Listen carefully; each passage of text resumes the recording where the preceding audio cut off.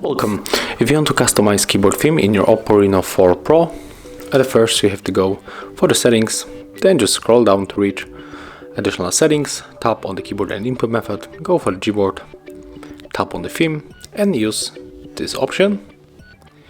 Right now we can take the picture that you want to set up as your keyboard theme, so I will go for the picture of Selena Gomez.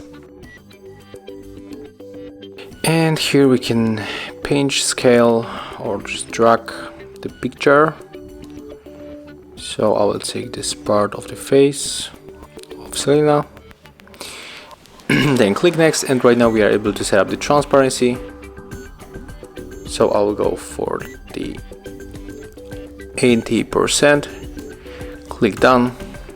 Right now we are able to turn off the key borders, and I think this one looks much better. So click apply, and after that we can just simply go back and check in the messages, for example how our keyboard looks. Thank you guys for watching, leave thumbs ups, comments and subscribe to our channel.